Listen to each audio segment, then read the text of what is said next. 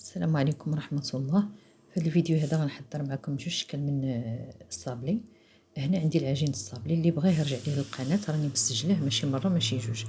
ضروري الصابلي يكون عندنا هكا من ندوزو صبعنا نحسو به مرمل باش نعرفو ان العجين ناجح. هنا كتستعملوا المراشم اللي بغيتو. انا حطيت هاد 4 المراشم وغادي نعزل شنو غادي ندير منهم، يعني الكليانه كتخلي لي الاختيار. بعد المرات واخا كنصيفطوا لهم التصاور كتختار، وإلا حارت كتقول لك صاوبي لي انت من عندك، اختاري الاشكال. هنا غادي نطلق العجين الصابلي في وسط جوج ديال البلاستيكات. من الاحسن ما نكتروش الدقيق الا كنا بغينا نطلقوا العجين. صافي كنبقى نرق فيها مزيان، حيت غادي ندير الصابلي على جوج طبقات ملاصقين. كنطلق العجين مزيان بحال هكا، ومن بعد كنبدا كنطبع بالمراشم اللي اختاريت. بالنسبه للعجين الصابلي الا كنتو غتخدموا الزبده سبيسيال، من الاحسن ما ديروش الزيت، ولا ديروا 2 معالق اولا 4 كاس ديال الزيت. نذكركم بالعجين، عندي 4 ديال الزبده، عندي كاس ديال الزيت، عندي كاس ديال السكر اولا كاس ونص ما تفوتوش، وعندي فاني بودر، يعني من الاحسن كتعطي قرمشه للصابلي. وبالنسبه للنكهات يمكن لكم ديروا كاوكاو مطحون اولا ديروا شي باكي ديال بسكوي مطحون اولا فلون كراميل اولا اي منسمات بغيتو، ولا النكهات اللي كيتباعوا داك الميغاروم. من الاحسن كل ما درنا النكهات طبيعيه كل ما تيكون احسن، بحال قشره الحامض او الليمون او المهم اي حاجه كتفضلوها. انا غادي نقطع بهاد الصابلي الجهه الغير مسننه، يعني جهه سامبل. كنقطع دوائر، نقرب لكم باش يبان مزيان. نتوما كيف قلت لكم كتختاروا المرشم اللي بغيتو. هنا كنبقى كنقطع. بالنسبه للصابلي كيف قلت لكم كنخدموا الزبده مزيان مزيان مزيان مزيان حتى كتولي رطبه، هي والسكر والفاني. من بعد كنزيد الزيت وكنعاود نخدمها مزيان، عاد نضيف 2 ديال البيضات، يعني بيضات كاملين، الاصفر والابيض، البياض اقصد. صافي وكنبدا نخدم مزيان حتى كيولي بحال شي كريمه مخفوقه.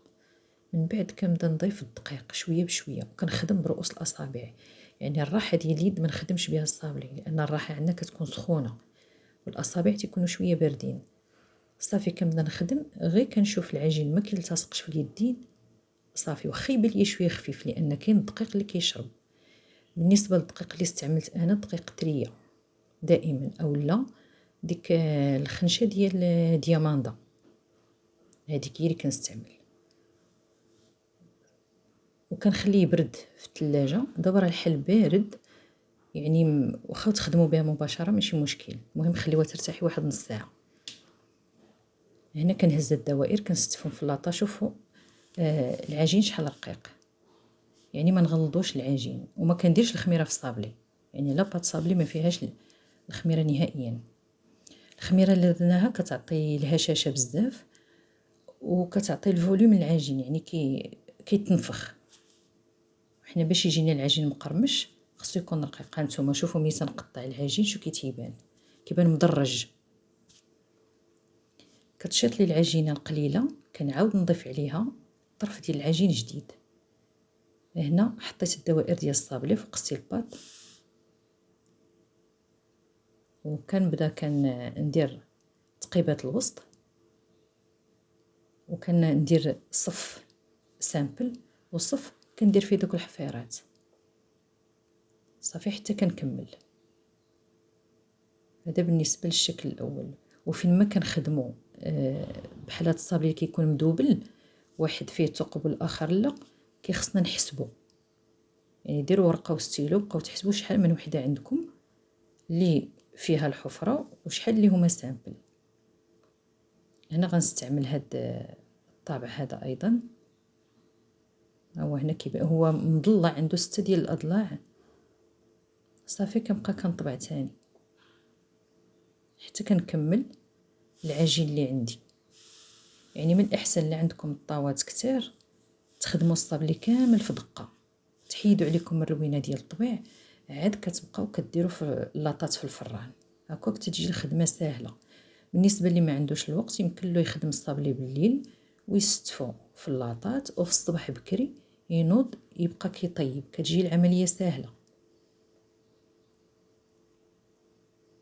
كنحاول هنا ملي كنبغيو كنقلبوا البلاستيك باش كيتقل علينا الصابلي بسرعه، يعني ما كيلصقش.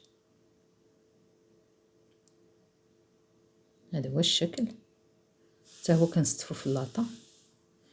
بالنسبه للطياب ديال الصابلي كيبغي العافيه تكون مهيله، يسخن الفران مزيان ونقصو العافيه بزاف. علاش؟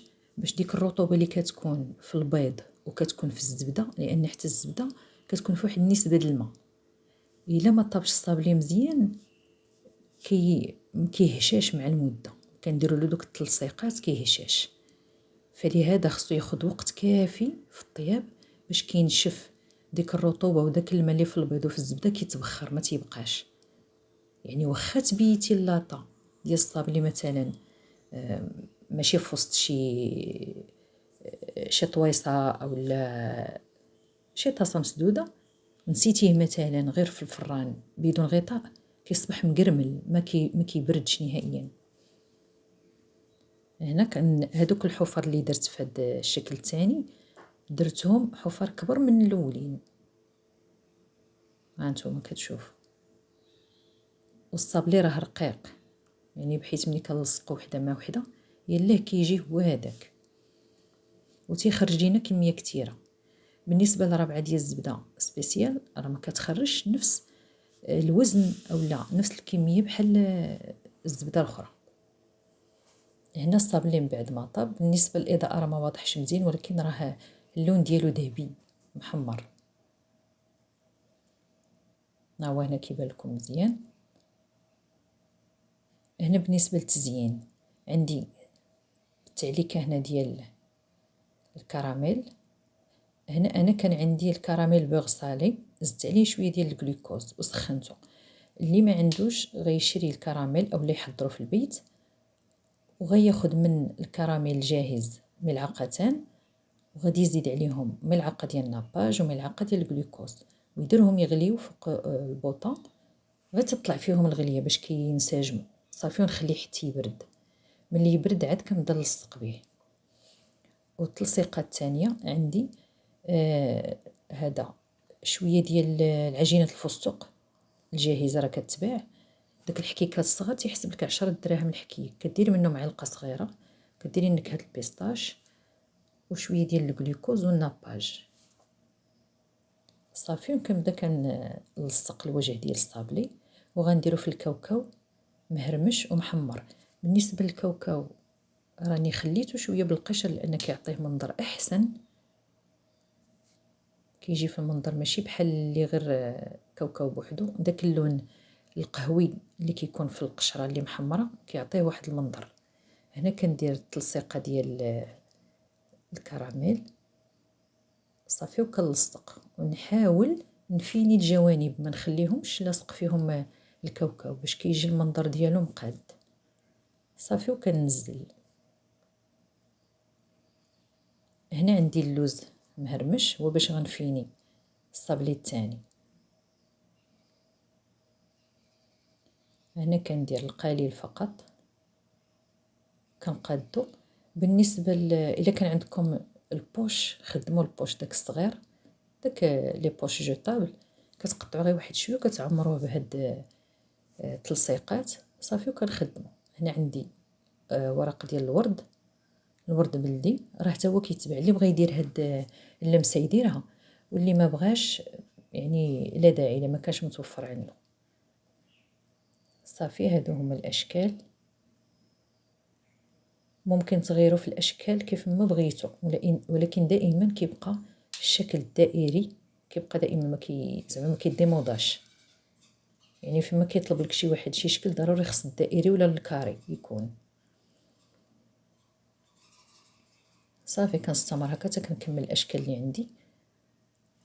وهذا هو الشكل النهائي ديال الصابلي، كيجي محمر ومقرمش وتيصبر معنا مده طويله. يكفي فقط اننا نوضعوه في شي طاسه تكون محكمه الاغلاق، نسدو عليها بالسلوفان، عاد كنديرو الغطايه من الفوق وكنعاودو نديرو السلوفان. الا كنا غنستعملو منه كل مره كنعزلو طويصه صغيره اللي كنبقاو نخدمو، ملي كتسالي كنعاودو نرجعو للطويصه الكبيره. صافي هذا هو الشكل ديال الصابلي، والى اللقاء ان شاء الله في فيديو مقبل بحول الله.